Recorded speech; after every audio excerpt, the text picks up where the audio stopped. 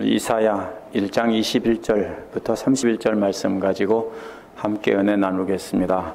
이전 말씀 이사야 첫 부분에서는요, 하나님께서는 진정한 회개를 하지 않고 거짓된 회개를 하는 사람들을 가증히 여긴다고 했습니다. 그래서 진정한 회개를 하라고 했습니다. 진정한 회개를 하고 하나님께 돌아오는 자들은 주홍빛 같은 죄도 흰눈같이 희게 해주신다고 했습니다. 그러나 이 놀라운 제안을 거절하면 멸망할 것이라고 했습니다. 그러나 정죄하는 것이 목적이 아니고 용서하는 것이 목적입니다. 이제 오늘 말씀은 그렇기 때문에 용서하여 거룩한 공동체를 만드는 것에 초점이 맞춰져 있습니다. 개인적으로 진정한 회개를 한다고 한 다음에 이제 선포되는 말씀의 중심은 개인에서 공동체로 옮겨집니다. 공동체 전체가 다 정결하고 거룩하게 하신다는 뜻이 아닙니다. 거절하는 자는 다 곤란해서 멸하시고 그 남은 자들로 하여금 하나님께로 돌아온 자들만 가지고 거룩한 공동체를 만드시겠다는 것이 오늘 말씀입니다. 21절에서 27절은 그러므로 거룩한 공동체가 되라는 것입니다. 21절에서 비교되는 말은 신실하던 성읍과 창녀가 비교가 됩니다. 이게 무슨 뜻이냐면요, 구약에서 하나님을 떠나 우상 숭배하는 것을 늘 간음에 비유합니다. 비유입니다. 이 말씀도 역시 신실한 성읍이라는 말은 신실한 하나님의 신부와 음란한 창녀가 비교되는 것입니다. 원어에는 어떻게라는 말로 시작합니다. 어떻게 이런 일이 있을 수 있냐는 겁니다. 어떻게 그 신실하던 신부가 이렇게 음란한 창녀가 되었느냐, 이런 말입니다. 언제 하는 말이냐면요, 애통하며 울 때 하는 말입니다. 어떻게라는 말은 어떻게 이런 일이 있을 수 있느냐.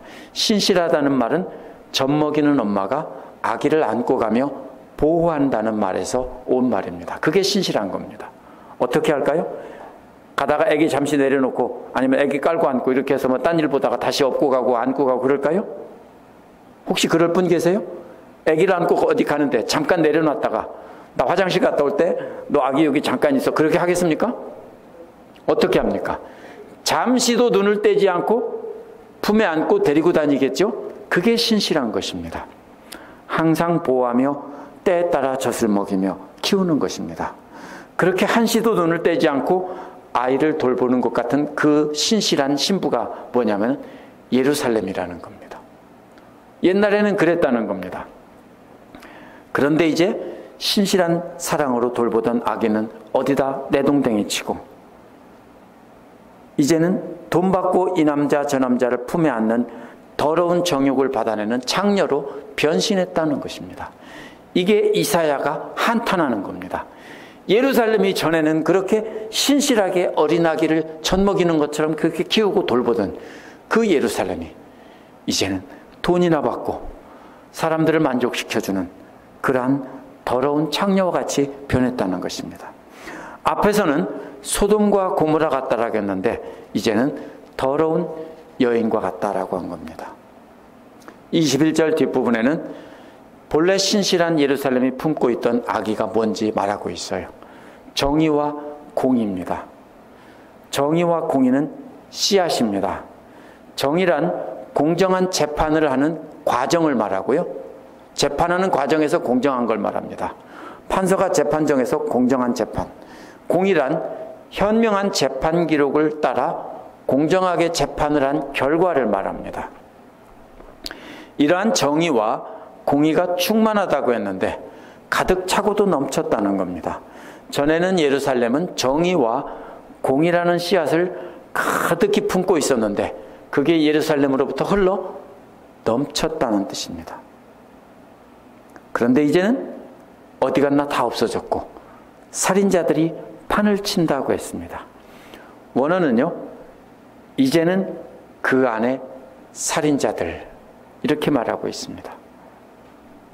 정의와 공의라는 아기를 품고 있던 예루살렘은 이제는 살인자들을 품고 더러운 정언을 통하는 창녀들이 되었다는 겁니다.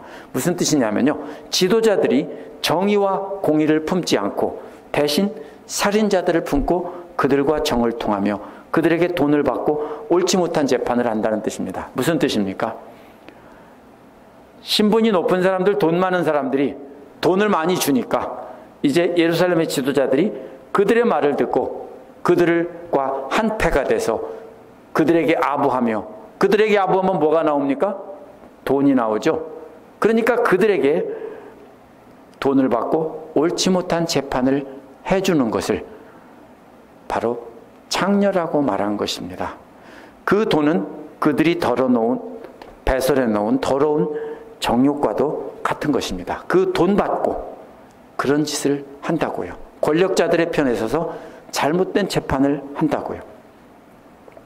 22절은 뭐라고 말합니까? 내가 만든 은은 불순물의 찌꺼기뿐이고 내가 만든 가장 좋은 포도주에는 물이 섞여 있구나 라고 했습니다.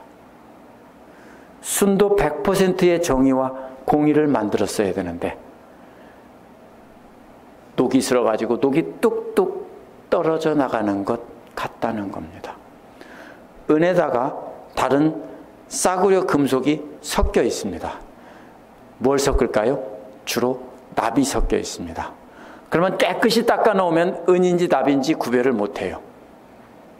그런데 시간이 흐르면 녹이 슬어서 못 쓰게 되는 것입니다. 물 섞은 포도주도 마찬가지입니다. 원에 그대로 담아놓으면 상하지 않아요. 물은 언제 섞는 거냐면 마실 때 물을 타서 내놔서 마실 수 있도록 하는 겁니다.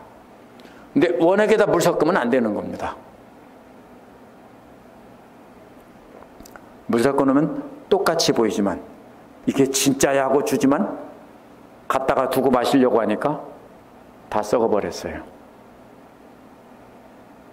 하나님의 말씀을 따라 순수한 정의와 공의로 재판을 했어야 되는데 불순물이 가득한 것을 숨기고 그것이 진짜라고 내놓는구나. 물이 가득 타진 포도주를 진짜 원액이라고 내놓는구나. 그러면서 겉으로만 그럴듯하게 모양만 진짜 포도주 같고 모양만 진짜 은과 같은 그러한 지도자들을 책망하는 것입니다. 23절은 저들이 만든 가짜 은과 가짜 포도주가 뭔지 설명한 것인데요. 예루살렘의 고관들은 반역하는 자들이다. 주님께 반역하는 자들이라고 했습니다. 또한 도둑과 짝하는 한 패거리라는 겁니다. 왜? 뇌물을 사랑하기 때문입니다. 돈 많은 사람이 뇌물을 주면 그 뇌물을 받고 옳지 않은 일을 해준다는 겁니다. 예를 들면 이런 식입니다. 살인자입니다. 그런데 살인죄로 고소된 사람이 돈을 많이 주니까 살인죄는 무죄가 되고 오히려 그 피해를 입은 사람이 살인자가 되고 이런 재판을 하는 것입니다. 뇌물을 많이 받기 때문에 이러한 뇌물을 받고 그 뇌물을 품에 안고 사랑한다는 것입니다. 뇌물이란 무슨 뜻이에요? 옳지 않은 일을 해달라고 주는 것이 뇌물이에요. 예물은 뭐예요? 그냥 주는 거예요. 왜 줄까요? 나중에 떡고물이 떨어질까 봐 관계를 미리 좋게 하기 위해서 특별한 일 없이 미리 기름을 쳐놓는 것이 예물이에요. 뇌물은 직접 그 어떤 일을 해결해 달라고 주는 것이고 예물은 나중에 무슨 일이 생기면 어쩔지 모르니까 주는 게 예물이에요. 둘 다 뭐예요? 예물과 뇌물은 다 똑같이 그거를 받아 먹으면 안 되는 거예요. 그렇죠? 안 되는 겁니다. 그래서 21절에서는 창녀가 되었다고 한 겁니다. 탐욕으로 뇌물과 예물을 받고 악한 자들의 요구를 들어주는 것이 마치 돈을 받고 그들의 정욕을 받아주는 것과 똑같기에 창녀라고 비유한 것입니다. 제가 이 말을 너무 많이 해서 죄송한데요. 이게 성경에 말하는 내용이기 때문에 오늘 전체 이미지이기 때문에 그렇습니다. 그렇기 때문에 이제는 고아와 과부의 송사는 거들떠보지도 않고 귀찮다고 한다는 겁니다. 왜? 뭐가 안 나와요? 돈이 안 나와요. 들어줘야 되는데 죽도록 고생을 하고 재판을 해줘도 돈이 안 나와요. 귀찮기만 해요. 그런데 신실한 엄마라면 돈이 한 푼이 들어오지 않아도 아기를 돌봐요. 혹시 그럴 분 계세요? 아기한테는 돈이 안 나온다고 집어던지고 누가 돈 준다고 다른 남자를 품에 안겠어요? 혹시 그럴 엄마 계세요? 한 사람도 없어요. 근데 예루살렘이 바로 어쩌다 너는 그렇게 됐니? 이 소리예요. 왜 신실한 엄마같이 그렇게 자녀를 품에 안고 돌보지 않고, 왜 돈 한 푼 안 들어온다고 갖다 내던지고 고아와 과부의 송사는 공정하게 처리해 주지도 않고, 이렇게 돈 받고 뇌물만 받고 엉뚱한 일만 하느냐, 이런 말입니다. 재판관이라면 당연히 고아와 과부의 송사를 들어줘야 되는데, 솔직히 뇌물을 받다 보면 어떻게 됩니까? 나중에는 고아와 과부의 송사는 귀찮게만 느껴지고 돈 되는 일만 하고 싶어지는 것입니다.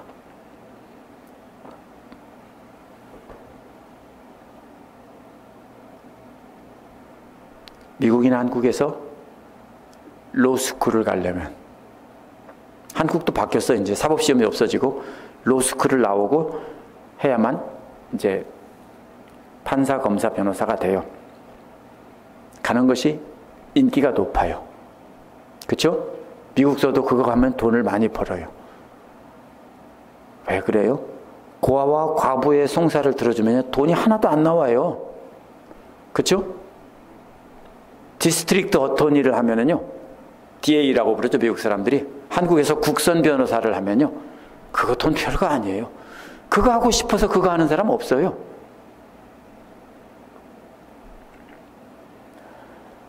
돈 많은 사람들의 재판을 해주고 돈을 많이 받고 그 편을 들어서 이기게 해줘야 돈이 나오는 거예요. 그래서 인기가 있는 거예요. 근데 여기서 말하는 말은 뭐예요? 그러면 안 된다는 거예요. 돈 한 푼 안 나와도 고아와 과부 불쌍한 사람들의 편을 들어서 그들의 송사를 들어주고 그들의 편을 들어줘야 한다는 것입니다. 예루살렘이 옛날에는 그랬다는 거예요. 근데 지금은 타락해서 그렇지 않다는 거예요. 24절에서 만군의 주 이스라엘에 전능하는 분이 말씀하신다고 했어요. 하나님은 모든 군세의 대장이시고 전능하신 분이라고 했어요. 내가 나의 대적에게 분노를 쏟겠다라고 했어요. 원어의 본뜻은 만군의 주 여호와 안에 좁은 곳에 가득 끼어 있어서 답답한 것이 있다는 거예요. 하나님의 가슴 속에 뭐가 꽉 끼어 있다고요. 그게 하나님의 뭐예요? 분노라고요. 그것을 확 쏟아놓겠다고요. 더러운 도적대들, 창녀 같은 재판관들, 이런 사람들 때문에 하나님 앞에 안에 분노가 가득 있는데 그거를 이제 확 쏟아놓겠다는 뜻입니다. 그러면 대적들은 다 망할 것입니다. 그래서 예루살렘의 지도자들에게 보복하겠다는 겁니다. 어떻게 분노를 쏟아놓으십니까? 25절에 답이 나옵니다. 25절은 대장간의 그림입니다.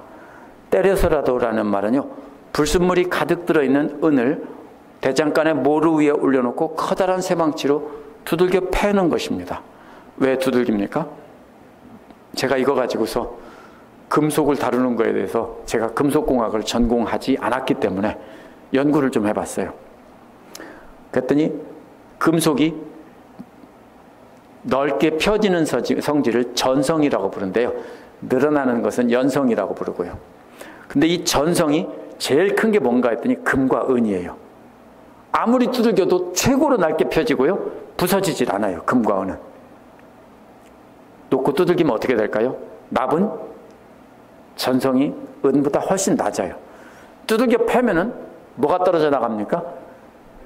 펴지는 성질이 낮은 것은 펴지고 은은 납작하게 펴지는 겁니다. 그래서 옛날 대장정이들이 납이 섞인 은을 놓고서 두들겨 패는 겁니다.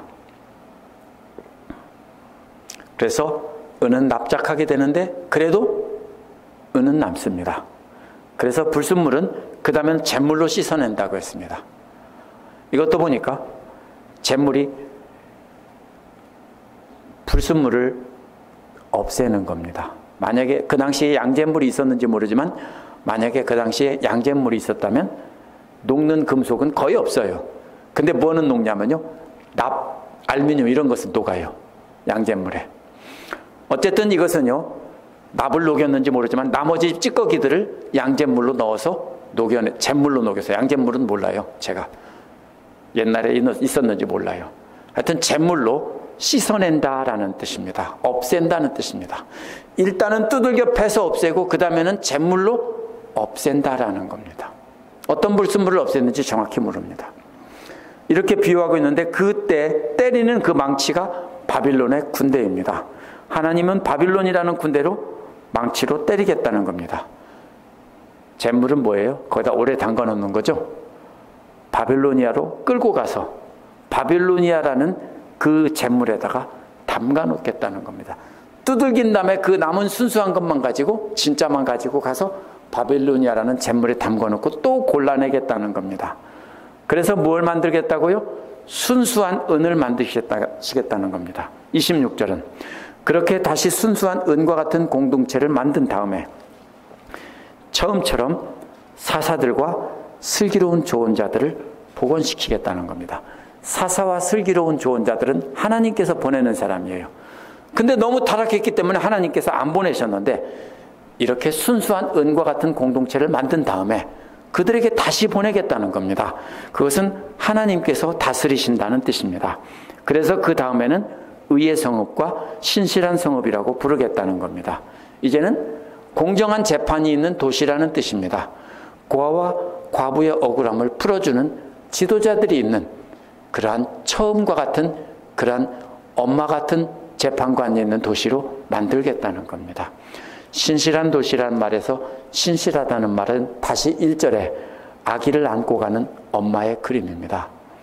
그래서 다시 아기를 안고 가는 엄마처럼 그런 예루살렘이 되게 하겠다라는 것입니다. 27절에서 1절은 돌아오는 자만 회복시킬 거라는 내용입니다. 27절은 히브리어의 병행법, 대조법입니다.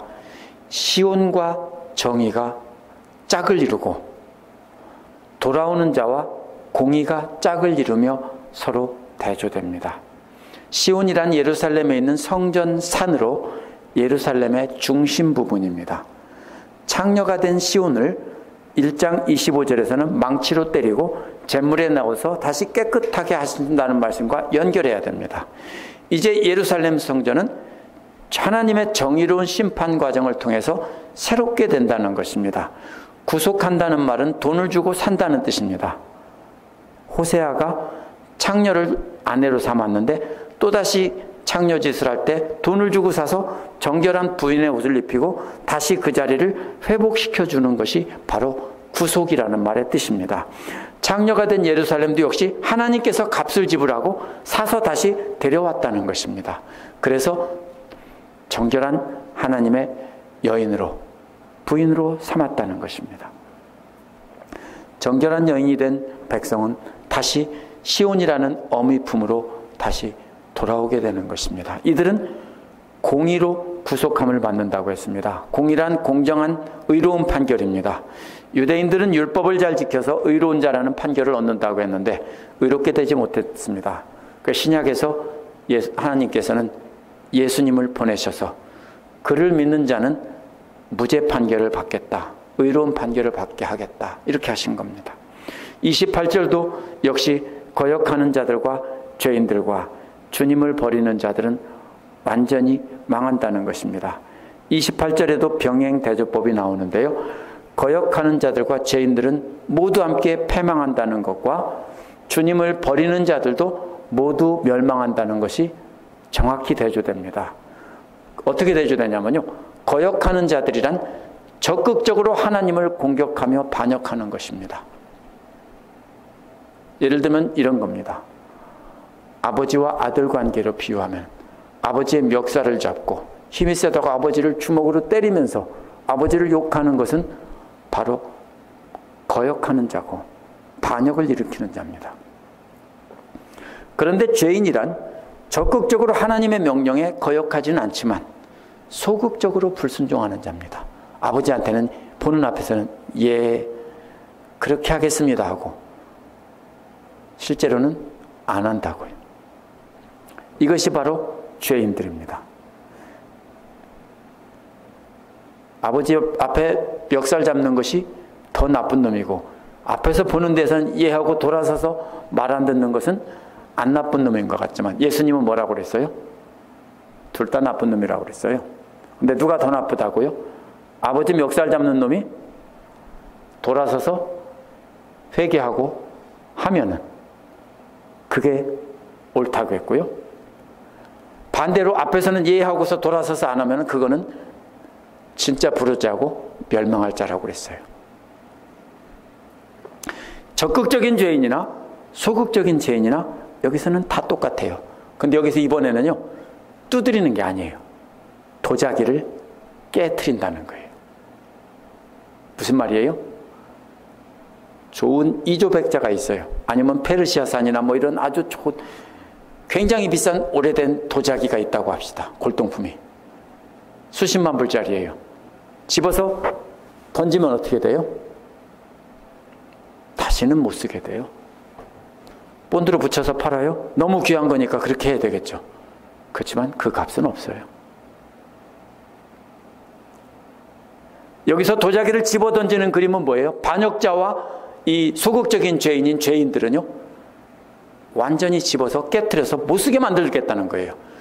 그들은 다시는 회복시키지 않겠다는 거예요. 은을 두들길 때는 어떻게 하는 거예요? 두들겨서 그 중에서 진짜 순수한 은을 골라내겠다는 건데요. 여기서 도자기는 그냥 박살을 내버리고 쓰레기통에 쓸어 담아서 버리겠다는 뜻입니다. 그 다음에 주님을 버리는 자들은 이런 적극적인 반역자들과 소극적인 반역자들을 다 합한 말입니다. 이들은 앞에서는 박살이 난 도자기처럼 되었기 때문에 이번에는 쓰레받기로 쓸어 담아서 버린다는 뜻입니다. 저들은 주님을 버렸지만 주님은 저들을 박살을 내서 쓰레기통에 담아서 완전히 버려서 다시는 되돌이킬 수 없게 하신다는 뜻입니다. 앞에서는 망치로 두들기고 용광로에 넣어서 심판하시는 그 심판은 힘들지만 정결하게 하기 위한 것입니다.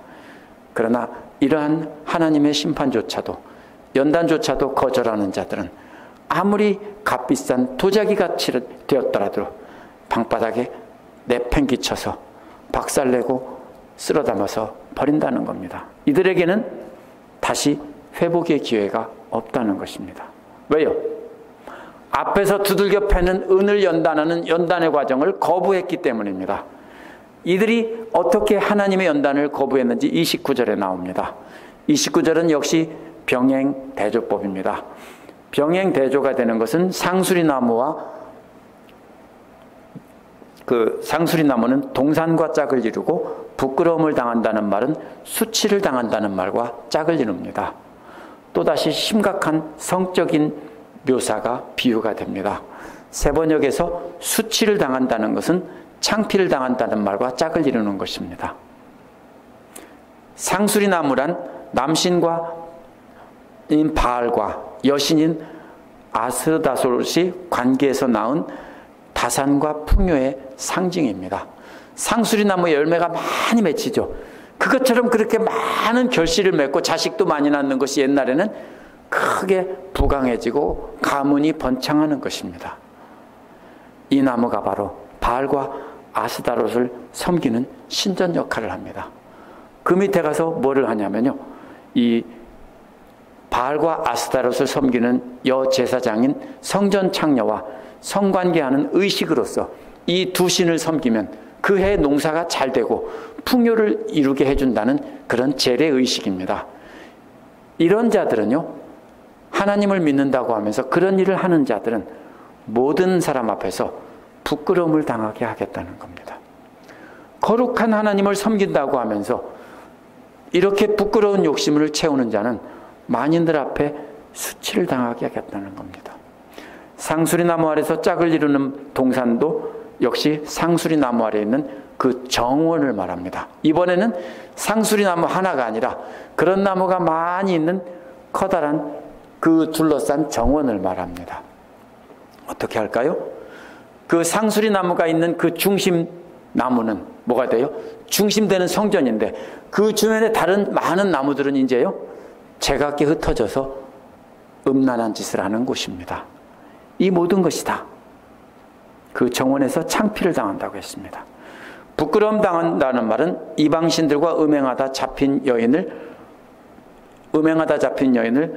대중 앞에서 벌거벗은 채 세워놓는 모습입니다. 이것이 창피를 준다는 말입니다. 그런데 그 부끄러움을 당한다는 말인데, 이번에는 창피를 당한다는 말은 원래 파낸다는 말입니다. 왜 파냅니까? 음행을 했는지 안 했는지 증거를 파내서 그거를 갖다가 사람들 앞에서 펴서 보여준다는 뜻입니다. 옛날은 의학이 발달하지 않았기 때문에 은밀한 곳에서 DNA 검사를 하는 게 아니라 판에서 그 증거물을 보여준 것입니다. 그 결과가 30절인데요. 잎이 마른 상수리 나무와 물이 없어 말라버린 정원이 병행대조됩니다. 이들이 섬기던 그 신전의 거룩한 나무도 그 정원 전체도 완전히 다 말라버리게 하신다는 것입니다. 이들과 합한 자들도 역시 메마른 사막에서 마른 나무와 정원처럼 되게 하신다는 겁니다. 31절은 강한 자가 사모라기처럼 된다고 했습니다. 강한 자가 뭐냐면요, 아마라고 하는 삼으로 굵게 짠 밧줄은 배를 매는 밧줄입니다. 아주 튼튼합니다. 수십만 톤의 배를 매도 끊어지지 않을 만큼, 수십만 톤까지는 아니고요, 고대의 큰 배들을 매도 끄떡 않을 만큼 강한 밧줄입니다. 물에 전혀도 안 끊어지는 그런 밧줄입니다. 근데 그것을 다 풀어놓으면 어떻게 되죠? 풀어서 펴놓으면요, 그게 삼오락입니다. 그러면 어떻게 돼요? 어린아이가 끊어도 뚝뚝 끊어질 수 있습니다. 밧줄같이 강한 자들을 그렇게 다 풀어헤쳐서 그 정원에 가득히 풀어놓겠다는 겁니다. 이제는 저들은 사모라기와 같이 여기저기 터져 있는데 잡아 끊으면 힘은 들겠지만 뚝뚝 끊어져 있습니다. 정원에 가득 널려 퍼져 있습니다. 그 다음에 할 일은 뭘까요? 쓸어 모아서 불태우는 겁니다. 만약에 그게 밧줄로 묶여 있다면요, 더군다나 바닷물에 젖어 있다면요, 안 타요. 다 풀어놓으면 금방 마르죠? 잘 타요. 단단한 밧줄은요, 탄다고 해도 껍질만 조금 타겠지만 풀어놓은 사모라기는 잘 탑니다. 그러면 한꺼번에 모아서 태우면은 활활 타는데 그 불을 꺼줄 사람이 없다는 거예요. 앞에서는 도자기를 깨트리는 그림인데 이번에는 튼튼한 밧줄을 풀어서 시로라기로 만든 다음에 다 태워버리겠다는 겁니다. 이게 뭐예요?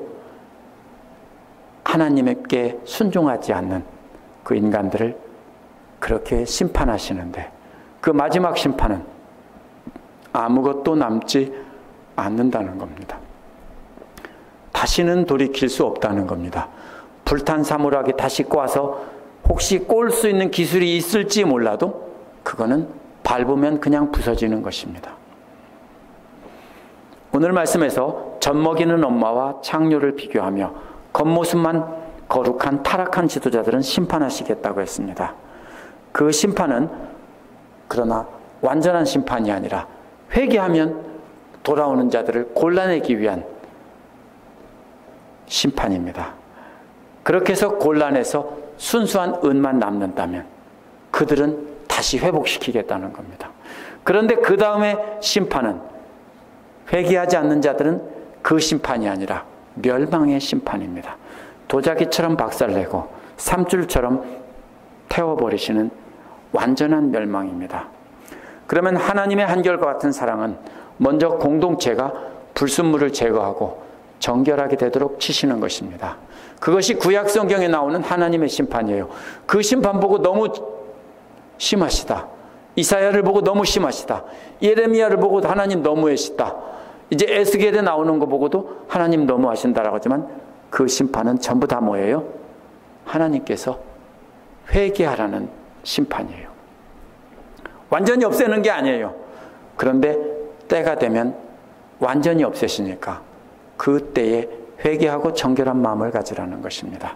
오늘날 우리도 마찬가지입니다. 하나님을 믿고 는다고 말로 떠들면서 내 욕심을 따라 내 육신의 즐거움을 채우기 위해서 돈을 받고 죄인들에게 무죄를 선포하던 예루살렘의 지도자들과 같이 우리가 산다면, 우리는 재판관이 아니지만 우리도 역시 그럴 수 있어요.